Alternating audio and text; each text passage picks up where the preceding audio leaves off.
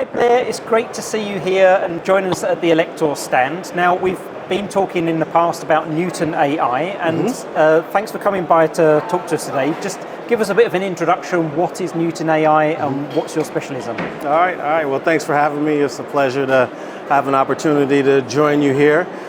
When it comes to Neuton.AI, I always like to say we're probably the best kept secret on the market right now, and we're trying to make an effort to solve that at the moment. But really what we're doing at Neuton.AI is that we're really focused on really enabling everyone to be able to bring intelligence literally to any device. That's really our objective. And we believe that we've done a great job in doing this, and it's something that we're very excited about. So what we're talking about here is machine learning, or more generally spoken about artificial intelligence, and getting that into microcontrollers to really enhance the functionality that they can offer. What sort of applications are you seeing being developed with machine learning models built into them? Yeah, absolutely. So that's one of the things that, you know, when you begin to talk about machine learning, sometimes you say, okay, what is it? How can I apply it? And that's why I always like to say, hey, we really want to bring intelligence. We really want to make things smarter. We really want to make everyone's life just a bit easier. And we've seen a tremendous amount of activity in a number of different areas, whether it's being able to do anomaly detection, let's say fault prevention as an example, to be able to step in before an accident really occurs. In addition to that, where we're doing some amazing things as it relates to activity recognition, especially when you begin to talk about, let's say, smart home. And then lastly, we're also very excited about some of the things that we're doing from an audio perspective as well. So on the security side, whether it's gunshot recognition, glass break detection, or sound event detection, this is something that we're really excited about at the moment. Now, machine learning is a topic that we've looked at through Elektor many times. It's quite complicated at the basic level to try and develop the models and train things, but platforms like yours really make it a lot easier. What's the development flow? How do people start with an idea that I can implement in machine learning and then push it through your platform to get something they can deploy in a microcontroller? Yeah, I think you really kind of touched on really the heart of what really got us to where we are today, when we began to talk about really enabling and bringing intelligence or machine learning literally to everyone.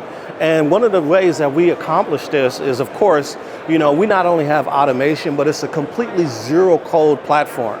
So at no point throughout the entire process do you need to apply any coding or anything like that. The only thing that you really need is your data. Of course, you know, data is king, content is king, so that's obviously very important. And some of the tried and true, let's say, statements we've heard before, you know, junk in, junk out, still applies. But that's really, for all intents and purposes, that's all our customers really need, is their data. And as long as they have their data, they're really able to take advantage of our platform. We automate all of the process as it relates to uploading their data, let's say, producing the model. And then once the model is produced, one of the things that we're really, really proud of is that we're able to produce these models in one iteration, and they're always device agnostic.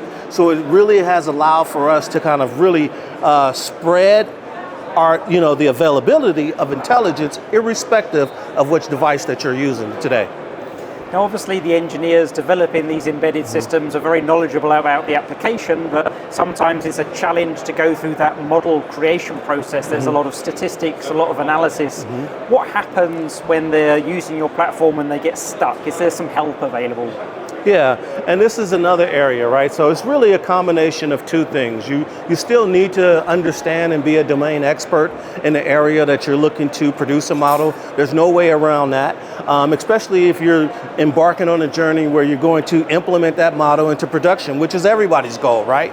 And one of the things that we do is we do couple our platform with services. So we enable our customers to really kind of go through that entire life cycle. And any point along the way where they may need assistance, we're right there. So we enable all of our customers to literally go from A to Z, from data gathering all the way up to embedded into your specific device, and then of course into production. Now, it's lovely that you're device agnostic, but as an engineer myself, sometimes we just like to make sure we're using a microcontroller that someone else has already tried it on.